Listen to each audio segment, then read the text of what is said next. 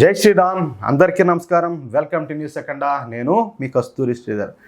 నాయకులంటే ఎలా ఉండాలో చెప్పడానికి మీకు ఉదాహరణగా ఇంకొక న్యూస్ తీసుకొచ్చిన, అది కూడా పశ్చిమ బెంగాల్ విషయంలో న్యూస్ అయితే జబర్దస్త్గా ఉండాలి.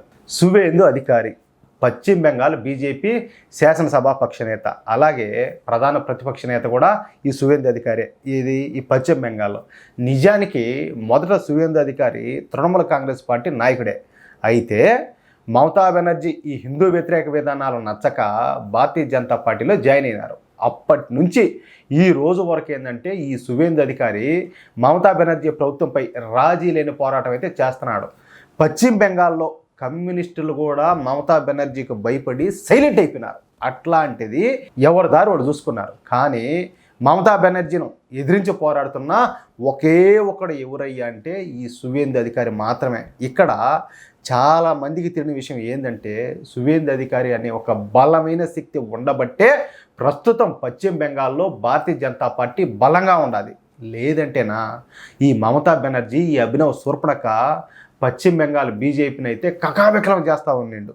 ప్రస్తుతం ఈ సువేందు అధికారి పశ్చిమ బెంగాల్లో జరిగినటువంటి లేడీ డాక్టర్ రేపు అట్లాగే హత్య గురించి ఎంతగా పోరాటం చేస్తున్నారంటే అది మాటల్లో వర్ణించలేం. అయితే ఈ పోరాటంలో సువేందు అధికారికి మద్దతుగా అనేక మంది సామాజిక కార్యకర్తలు, డాక్టర్లు, ప్రజా సంఘాల నాయకులు అనుకుంటే ఏమన్నా ఇట్లా ఉన్నారు కదా, ఎవరు ఈ సూడో సెక్యులర్ సన్నాసులు వాళ్ళు ఏమన్నా అనుకుంటారేమో.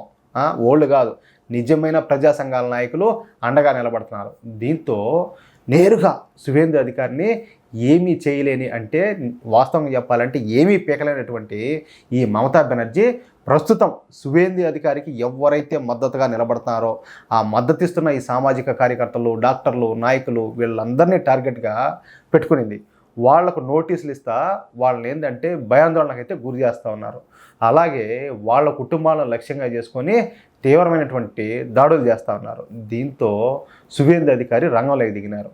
ఒక్కొక్కరి ఇంటి దగ్గర కనీసం 10 మంది బీజేపీ కార్యకర్తలను రక్షణగా పెట్టినారు.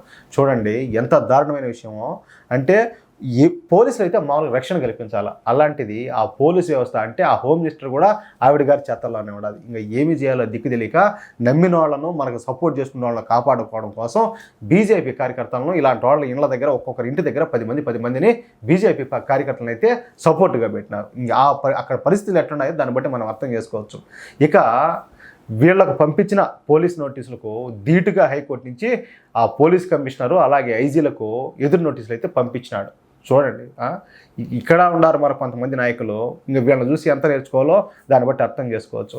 అంతేకాకుండా ఈ లేడీ డాక్టర్ హత్య విషయంలో పోలీసుల పాత్రపై కూడా సిబిఐ విచారణ జరిపించాల్సిందే అని చెప్పి హైకోర్టులో కేసు ఫైల్ చేసినాడు. ఇక ఈ కేసు మరి 2 రోజులైతే హీరింగ్కి రానుండాలి. దీంతో నోటీసులు పంపించినటువంటి పోలీసు ఉన్నతాధికారులు ఇప్పుడు బెదిరి చేస్తున్నారంట. ఈ లేడీ డాక్టర్ హత్య కేసు అటు తిరిగి ఇటు తిరిగి ఇదేంద్ర స్వామి మన మేడ కూర్చో చుట్టుకుని అని చెప్పేసి వాళ్ళేమో భయపడి సత్తున్నారు. ఇంకేదన్నా మాట్లాడితేనేమో హోమ్ మినిస్టర్ ఆవిడ గారి చేతల్లో ఉండే, ఎవరు అభినవ్ శూర్పణఖ చేతల్లో ఉండే.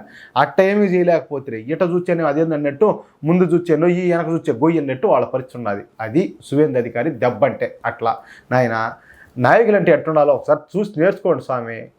కనీసం ఈ వారం ఉండే కార్యకర్తలు పార్టీ కోసం పనిచేస్తారు, పార్టీకి ఓట్లు వేస్తారు. ఏదైనా కష్టం వచ్చి ఏదైనా బాధ వస్తే పక్క పార్టీలో వాళ్ళ కాడికి పోవాలా.